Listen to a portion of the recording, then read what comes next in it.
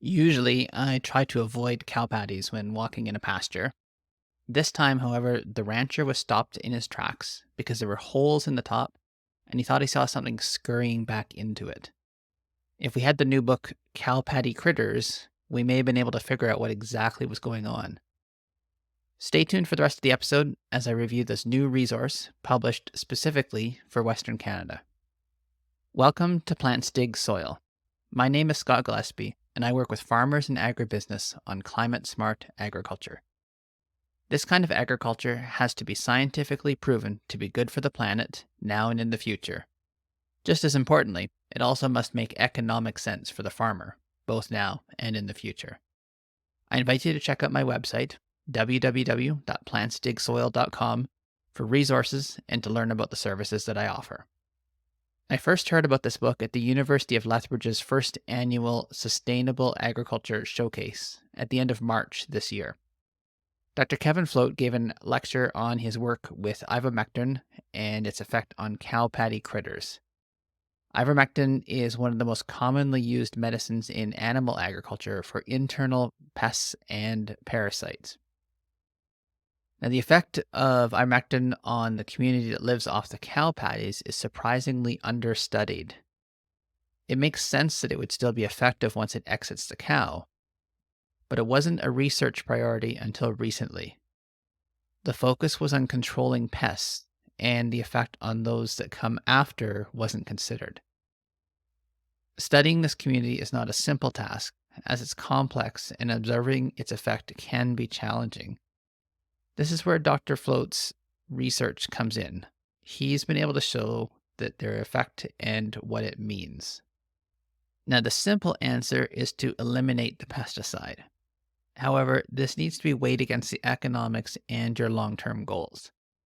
Just cutting it out could lead to disastrous consequences for herd health when the system has been dependent on pesticide for pest control. Now, I'm not an animal nutritionist or a veterinarian, so before making changes, you need to consult with those experts. One way to prepare for that discussion is to learn about who's in the community and who might be affected the most. This book is a great starting point.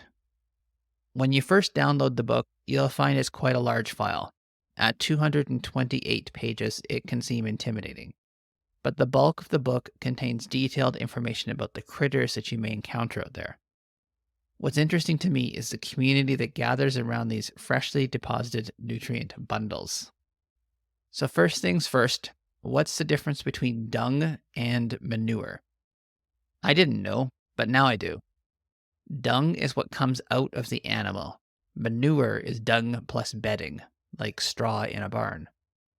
When dung is fresh, it's anaerobic, meaning it has low or no oxygen. It'll be full of critters that can survive in the animal's intestine. This quickly changes as it hits the ground and is exposed to oxygen. As an agronomist, one of the most fascinating things I learned is the fate of nitrogen in a cow patty. Most of it's tied up in bacteria when it's first deposited. These bacteria quickly die as the environment becomes aerobic. Now, they may be eaten and excreted, and the nitrogen may be taken up by something else. However, up to 80% of the nitrogen could just gas off into the atmosphere.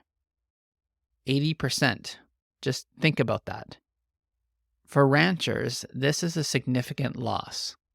Of course, there are things you can do to limit this loss, but the fact remains that most of the nitrogen dissipates. Stepping back, you can see that the ranchers don't really lose this nitrogen. If they have a pasture with legumes such as alfalfa, sandfoin, or clover, these plants bring the nitrogen back into the system. So in the long run, it's not a net loss.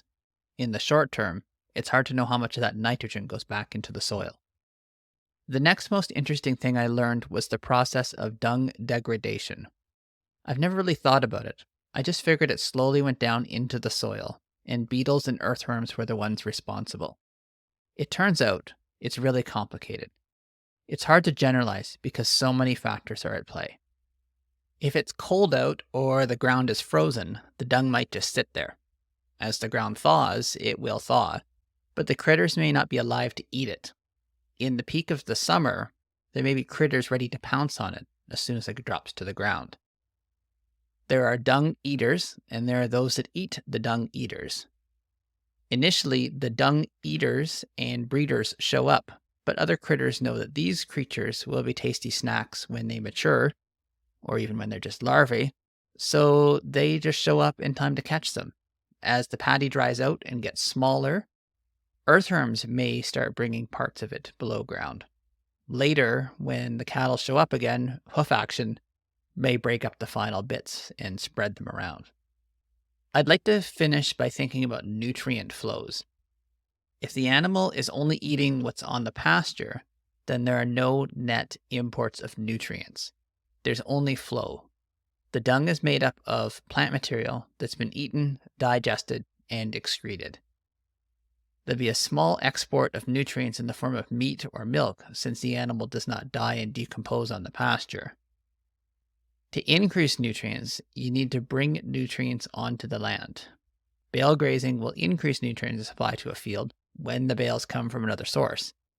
Most of the nutrients go right out the back of the animal and get deposited. Taking a wider view, you can see that in the system, there is no net gain. The plants that were baled came from a field that did not have its nutrients replaced. These nutrients ended up on the pasture where it was grazed. In the very long term, more nutrients could be added to the system as the microbes extract it from the soil particles. In a grazed system, the newly acquired nutrients could match the exports from the land. However, when the land is used for annual production, I've discussed this in depth in a previous episode. I encourage you to check out the episode 3 Pillars Propping Regen Ag if you want to delve deeper. For this week, check out the book. The download will be in the show notes. It's a free book by Agriculture and Agri-Food Canada as a resource for Canadian producers and agronomists. I'll talk to you next time.